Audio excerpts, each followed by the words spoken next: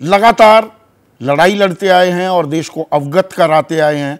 हमारी जो लोकतंत्र की प्रणाली है, संसदीय प्रणाली है, वो किस तरह से चल रही है, उसका सूरत हाल क्या है। तो ऐसे में के जब हम 77वीं वर्षगांठ अपनी आज़ादी की कल मनाएंगे, देश का डंका बज भी रहा है, लेकिन परिपक्वता का तकाजा क्या ये भी है कि हम अपने गिरेबान में भी झांकें। जो चुनौतियां हैं उनका आकलन भी निष्पक्ष और गंभीर तरीके से किया जाना चाहिए। ये ऐसा ही मौका है, जश्न के साथ साथ गंभीरता से चर्चा भी होनी चाहिए। संदीप भाई, मैं स्वतंत्रता दिवस के पूर्व संध्या पर जो है आपके चैनल के माध्यम से देशवासियों को बधाई देता हूं। ये 75वां वर्ष का जो हम मना रहे थे अमृत महोत्सव वर्ष, ये वो चल रहा है अभी।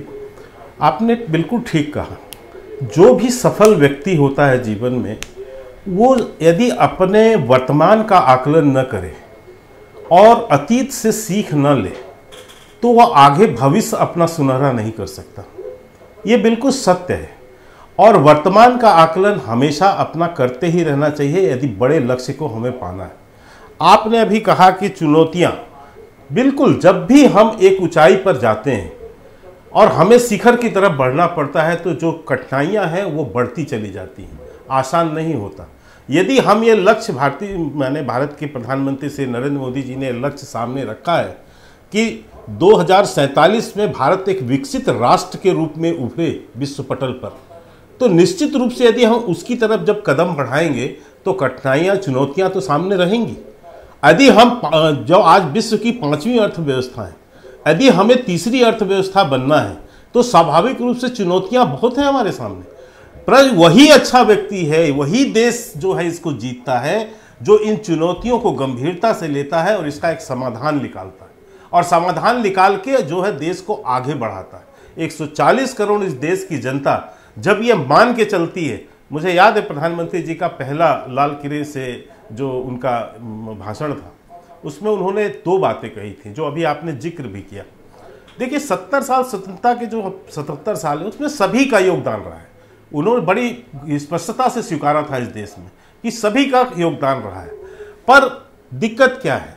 दिक्कत यह है कि जो प्रगति है, जो प्रगति की गति है, वो गति कैसी है? समय के अनुरूप है या समय के अनुसार हम उसके साथ कुछ कमियां छोड़ रहे हैं? यदि हमारे पास समय है यानी इतना कम है तो हमें प्रगति के सोपान को और अपनी मेहनत को बहुत बढ़ाना होगा। इसीलिए प्रधानमंत्री जी ने देशवासियों से अपील किया था कि यदि 10 कदम आप चलेंगे तो 13 कदम मैं चलूंगा, कोशिश करूंगा कि मैं आपसे 1 कदम और चलूं।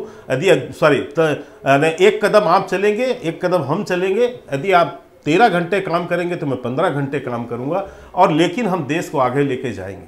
और वो हुआ भी। यदि 9 सालों का आप देखें, हम 5वीं अर्थव्यवस्था देश की बने। आज हम नहीं, इसको जैसे ही घड़ी का काटा दोपहर 2:30 पे आए, बबीता जी का दिल सास बहू साजिश के लिए मचल जाए। और ये है इनकी बहू, पूरे दिन ऑफिस की टेंशन हो जाए गॉन जब ये करें अपना फेवरेट शो फ्री टाइम पे ऑन। इनकी तरह आप भी देखें अपना फेवरेट शो अपने टाइम पर और डाउनलोड कीजिए ABP लाइव ऐप अपने स्मार्ट टीवी पर।